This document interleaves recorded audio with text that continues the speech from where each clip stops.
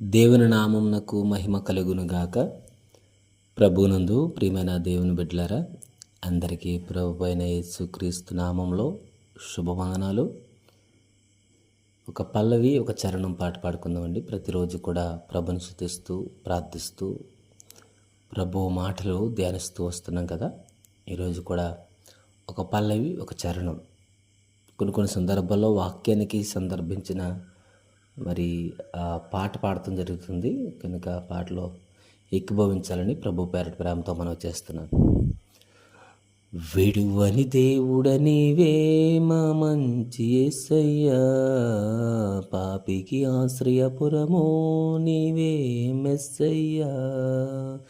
విడువని దేవుడనివే మా మంచి యేసయ్యా, పాపికి ఆశ్రయపురము నీవే మెస్సయ్యా. ప్రేమించుటకు క్షమించుటకు రక్షించుటకు అర్హుడ నీవే. ప్రేమించుటకు క్షమించుటకు రక్షించుటకు అర్హుడ నీవే. యేసయ్యా యేసయ్యా యేసయ్యా యేసయ్యా యేసయ్యా యేసయ్యా యేసయ్యా యేసయ్యా.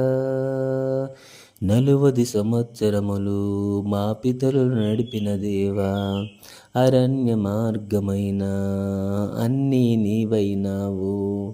40 సంవత్సరములు మా పితరులు నడిపిన దేవా, అరణ్య మార్గమైన అన్నీ నీవైనావు.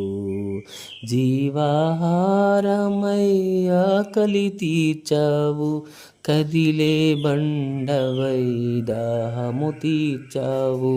జీవాహారమై ఆకలి తీర్చావు, కదిలే బండవై దాహము తీర్చావు. యేసయ్యా యేసయ్యా యేసయ్యా యేసయ్యా యేసయ్యా యేసయ్యా యేసయ్యా యేసయ్యా.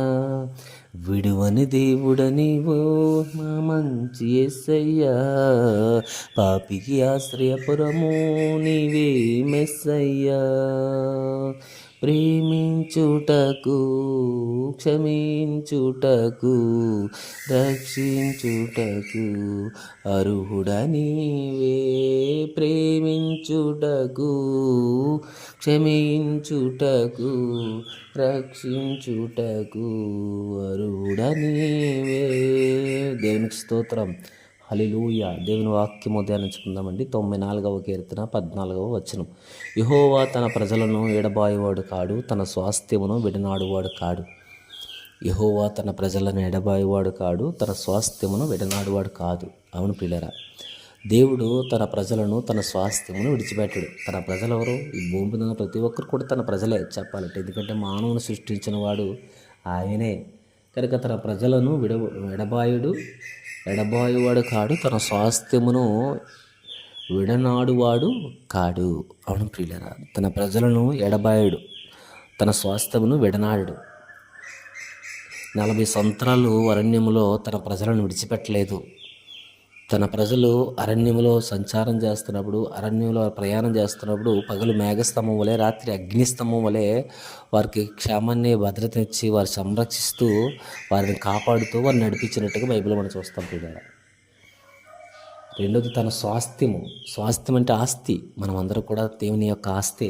తన ఆస్తిని విడిచిపెట్టాడు. ఏమండి, తన స్వాస్థ్యాన్ని విడనాడు.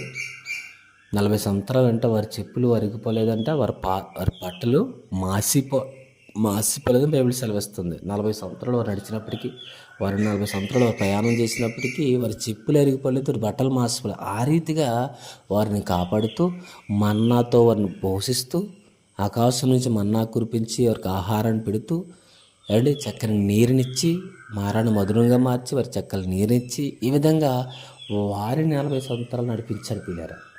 దేవుడు వారిని విడిచిపెట్టుకుని నడిపించాడు. మనం అనుకుంటాం కొన్ని సందర్భాల్లో మన ప్రార్థనకి జవాబు రానప్పుడు, మన కష్టాలు నష్టాల శ్రమలు గుండా వెళ్ళినప్పుడు దేవుడు మనల్ని విడిచిపెట్టేశాడు అనుకుంటాం. దేవుడు మనల్ని విడిచిపెట్టడు. మనమే దేవుని విడిచిపెడుతూ ఉంటాం. మనమే దేవునికి దూరంగా నడుస్తూ ఉంటాం. మనమే దేవునికి దూరం అయిపోతూ ఉంటాం. కానీ దేవుడు మాత్రం మనల్ని విడిచిపెట్టడు. దేవుడు విడిచిపెడితే భూమి మీద మనం ఉండలేం కదా. దేవుడు మానవుని విడిచిపెడితే భూమి మీద ఏ ఒక్క మానవుడు ఉండలేడు. దేవుడు నిలబెడుతున్నాడు, దేవుడు కాపాడుతున్నాడు, దేవుడు ఊపిరి పోస్తున్నాడు, దేవుడు ఊపిరినిచ్చి ఆయుష్నిచ్చి సంరక్షిస్తున్నాడు. కనుక ఈరోజు భూమి మీద మానవుడిగా మనం జీవించగలుగుతున్నాము. ఆ విషయం మర్చిపోకూడదు. యెహోవా తన ప్రజలను ఎడబాసేవాడు కాదంట, తన స్వాస్థ్యమును విడిచిపెట్టేవాడు కాదంట. అవును, మనల్ని విడిచిపెట్టక ఎడబాయక కాపాడుతూ ఉన్న నిరంతరం మరి నిత్యము 2000 దూతలతో పరిశుద్ధుడని పిలువబడుతున్న పరిశుద్ధుడైన దేవుడే మనల్ని కాపాడుతున్న విషయం మాత్రం మనం మర్చిపోకూడదు. అది అరణ్య మార్గమైన అది ఎటువంటి పరిస్థితులైనా సరే దేవుడు అన్ని సమస్తము తానే ఉండి మనల్ని కాపాడుతూ సంరక్షిస్తూ బలపరుస్తూ ఆదరిస్తున్న దేవాది దేవునికి మనం ఎంతగానో ప్రభుని స్తుతిస్తూ గణపరచబద్ధులమై ఉన్నాం. ఆయన కృతజ్ఞతలు తెలియజేయాల్సిన ఉన్నాం. ఇక్కడ వాక్యం సెలవిస్తున్న మాట ఏంటంటే, యెహోవా తన ప్రజలను ఎడబాయేవాడు కాడు, తన స్వాస్థ్యమును విడనాడువాడు కాడు. తన ప్రజలను ఎడబాయుడు, విడివాడు. ఈరోజు దేవుడిని విడిచిపెడతావేమో కానీ దేవుడు నిన్ను విడిచిపెట్టడం విషయం మర్చిపోకూడదు. ఈరోజు దేవుడికి నువ్వు దూరం అవుతున్నామో కానీ దేవుడు నీకు దూరం అవ్వడానికి ఛాన్స్ లేదు.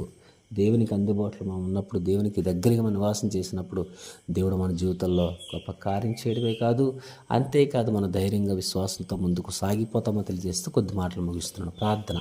సకలాశీర్వాదాలకు కారకుడైన పరలోకమందున్న మా తండ్రి, మీ ఘనమైన నామమునకు శ్రేష్టమైన నామమునకు లెక్కింపలేని స్తోత్రములు చెల్లించుకుంటున్నాం ప్రభా. మా ఎడబాయక తండ్రి, ఇగో తండ్రి విడువక మమ్మల్ని సంరక్షిస్తున్నాం, మీ స్తోత్రాలు చెల్లించుకుంటున్నాం ప్రభా.